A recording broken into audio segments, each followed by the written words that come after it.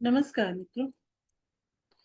मित्रों। जो students Bharatiya Vidya Bhavan new Delhi में पढ़ाई कर रहे हैं उनका एक एग्जाम होता है GAPR, predictive and general astrology का एग्जाम होता है।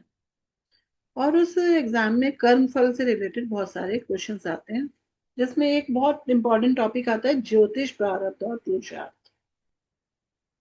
प्रारब्ध या भाग्य जिसे हम कुंडली के 9वें भाव से देखते हैं।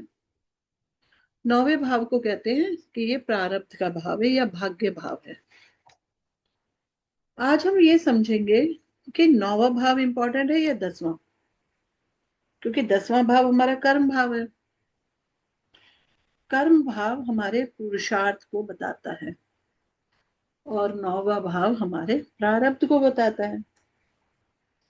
तो कहते हैं कि कुछ लोगों का यह मानना है कि अगर मनुष्य प्रारब्ध के भरोसे रहेगा तो वह कर्म नहीं करेगा। मतलब अगर भाग्यवादी रहेगा तो सोचेगा कि जब सबसे सब कुछ पहले से ही नियत है तो कर्म क्या करना। पहले से ही सब कुछ डिसाइडेड है, ईश्वर ने पहले से ही बता रखा है कि ये होना है, आपकी कुंडली में ये होना है, ये होना है, ये होना है, ये होना है। तो फिर ऐसे में कुछ करना ही नहीं चाहिए, सब कुछ अपने आप होता जाएगा, एक ऐसा मत है। लेकिन जो पुरुषार्थी लोग हैं वो ये कहते हैं ये भाग्य भाग्य की बातें करना ना, ये सब आलसी लोगों की पहचान है। ये सब आलसी लोगों के बहाने हैं। पुरुषार्थी ये कहते हैं कि दृढ़ इच्छा शक्ति से, संकल्प से, कड़ी मेहनत से सब कुछ पाया जा सकता है और असफलता के लिए भाग्य को दोष देना बिल्कुल ठीक नहीं है। ठीक है, तो हम इसी को आज यहाँ समझने की कोशिश करते हैं।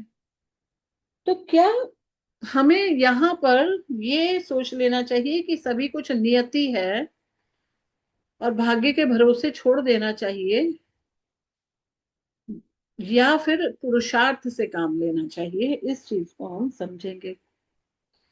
हमें ज्योतिष में ये बताया गया है कि 3 तरह के कर्म होते हैं और ये फलों के आधार पर हैं। दृढ़ कर्म, दृढ़ कर्म और अदृढ़ कर्म। ज्योतिष शास्त्र में कहा गया है कि कर्म फल दृढ़, अदृढ़ या दृढ़ादृढ़ हो सकते हैं। दृढ़ कर्म वे हैं जो पूरी तरह प्रारब्ध या भाग्य के अधीन है, जैसे किसी परिवार विशेष में जन्म लेना। हमें नहीं पता हम किस परिवार में जन्म लेने वाले हैं।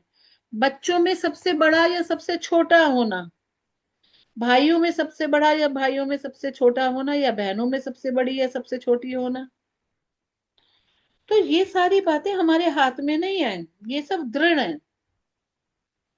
ठीक है, तो अब कैसे?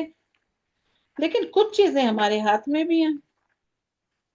अब वो क्या चीजें हमारे हाथ में? जैसे हमने अपने करियर में ये डिसाइड करना हो कि 2 कंपनी में इंटरव्यू दिया था, ये ज्वाइन करूं या ये ज्वाइन करूं, दोनों में सिलेक्शन हो गया है। चलो कंपनी भी छोड़ दीजिए। हमने कहा कि बच्चे ने PCM में एडमिशन लेना है, वो कह रहा है मैं PCB में लूंगा। पेरेंट्स कह रहे हैं PCM में ले लो, तो वो कह रहा है मैं PCMB में ले लूंगा। PCMB, PCB या PCM, तो ये उसकी फ्री विल है, वो ये करे या ये करे या ये करे। फ्री विल मतलब उसका दृढ़ कर्म है, मतलब उसको ये पता है, निर्णय लेने में वो स्वतंत्र है यहाँ पर। तो निर्णय लेने की स्वतंत्रता है। अब जब पहले वाला कर्म था दृढ़ कर्म, उसमें हमें स्वतंत्रता नहीं थी। स्वतंत्रता नहीं थी, लेकिन इसमें हमें स्वतंत्रता है कि ये करें या वो करें। कपड़े खरीदने गए तो ये लें, वो लें, ये लें। तो चॉइस है, चुनाव किया जा सकता है। सही है ना? तो वो पुरुषार्थी कह रहे हैं कि हम तो हर चीज में ही चुनाव कर सकते हैं, लेकिन बहुत जगहों पर हमारा चुनाव गलत भी साबित होता है। बहुत सारी जगहों पर प्रारब्ध काम करती है। पुरुषार्थ और प्रारब्ध, को कैसे समझा जाए? ज्योतिष शास्त्र हमें इस दुविधा से निकालता है। कर्म तथा भाग्य के परस्पर संबंधों को ज्योतिष शास्त्र में बहुत अच्छे से समझाया गया है। बहुत अच्छे से समझाया गया है और ये कहा है कि जैसे हम सब जानते हैं कि हम लोग सब प्रार्थना करते हैं, प्रार्थना करते हैं हम लोग, और प्रार्थनाओं का प्रभाव भी अवश्य होता है। तब पुरुषार्थ का अहंकार नहीं रहता। पुरुषार्थी तब पुरुषार्थ का अहंकार नहीं रहता। अगर पुरुषार्थ के कि मैं अपने आप ही कर लूंगा सब कुछ, मुझे किसी की मदद की जरूरत नहीं है, तो ये क्या है? पुरुषार्थ का अहंकार है। लेकिन अगर कोई प्रेयर कर रहा है तो उसको कहीं ना कहीं पता है कि भाग्य साथ देगा। ठीक है। अब यहाँ पे बहुत सुंदर कहानी आती है। महाभारत के शांति पर्व में शरशैया पर पड़े हुए भीष्म पितामह युधिष्ठिर को बताते हैं कि क्या, वो कहते हैं कर्म जो है ना वो बीज है। हमारे कर्म बीज स्वरूप हैं, जिसके कारण बीज से पौधा, पौधे से वृक्ष, और वृक्ष में क्या, फूल और फल लगते हैं। ठीक है। लेकिन बीज को कहाँ रोपा जाएगा? बीज क्या अपने आप ही पौधा उगा देगा, अपने आप ही वृक्ष पैदा हो जाएंगे, अभी अपने आप ही फूल फल आ जाएंगे? अगर ऐसा होता तो टंकियों में भरे हुए अनाज वो पौधे बन गए होते अपने आप। लेकिन नहीं, उस बीज के लिए जमीन को तैयार करना पड़ता है। उस बीज के लिए क्या करना पड़ता है? जमीन को तैयार, जमीन तैयार करके जमीन में पानी डालते हैं, फिर वो बीज उगाया जाता है, उससे पौधा बनता है, उससे वृक्ष बनता है, फूल होता है, फल होता है। यानी कि पुरुषार्थ तो करना पड़ता है। पुरुषार्थ के बिना तो ये बीज फल नहीं बनेगा। लेकिन अगर बीज ही खराब हो तो ये भाग्य है। अगर बीज ही खराब हो तो भाग्य है। पुरुषार्थ है जीवन को जोतना, मिट्टी को सहज बनाने का काम। दोनों काम ना हो, यानी कि भाग्य साथ ना दे और पुरुषार्थ ना हो, तो ये सब नहीं हो पाएगा। जीवन इसी प्रकार कर्म और पुरुषार्थ के सह सहयोग से चलता है। सह अस्तित्व का नाम ही प्रारब्ध और पुरुषार्थ है। ठीक है। तो वाल्मीकि रामायण में भी राजा दशरथ क्या करते हैं? याद करते हैं अपने एक पाप को याद करते हुए बताते हैं।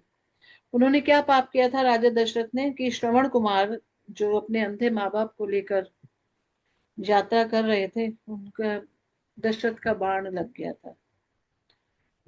तो उसका को याद करते कहते हैं कि यदा चरती कल्याणी शुभ व यदि वा शुभम तदेद लभते भद्रे कर्म जात मना। तो हर जगह इसका जिक्र आता है और कहते हैं कि हे कल्याणी, जो जैसा शुभ या अशुभ कार्य करता है उसके अनुसार बुरे या अच्छे फल मिलते हैं। तो हमारा कर्म और हमारी प्रारब्ध, प्रारब्ध वो है जो हम पिछले जन्मों में अच्छे या बुरे कर्म करके आए हैं। लेकिन इस जन्म में भी तो काम करना है ना। ठीक है। वो पुरुषार्थ है। तो इसीलिए कहते हैं ना कि नाइन्थ हाउस कुंडली का भाग्य भाव है और टेंथ हाउस कुंडली का कर्म भाव। ठीक है। तो आशा है आपको ये टॉपिक अच्छा लगा होगा और थोड़ा समझ भी आया होगा। तो किस तरह से प्रारब्ध और पुरुषार्थ दोनों में को बस वो ही सही माने प्रारब्ध भी अपना काम कर रही है और पुरुषार्थ तो करना ही करना है, सच्चे मन से करना है और ईश्वर से प्रार्थना करते रहना है कि किस तरह से हम अपने जीवन को अपने भाग्य के साथ और पुरुषार्थ के साथ बिना अहंकारी हुए, क्योंकि हमें ये पता है कि एक ऐसी खूंटी लगी हुई है जिसमें हम एक लिमिट तक तो उस सर्कल में घूम सकते हैं, हमारी फ्री विल है। जैसे क्या होता है ना, एक खूंटी से एक जानवर को बांध दिया, माना घोड़े को बांध दिया। अब घोड़ा को लगता है कि मैं तो कहीं भी जा सकता हूँ, वो यहाँ यहाँ यहाँ यहाँ यहाँ यहाँ पूरे में घूम रहा है, घास खा रहा है, लेकिन उसकी लिमिट है, वो इस लिमिट से बाहर नहीं जा सकता।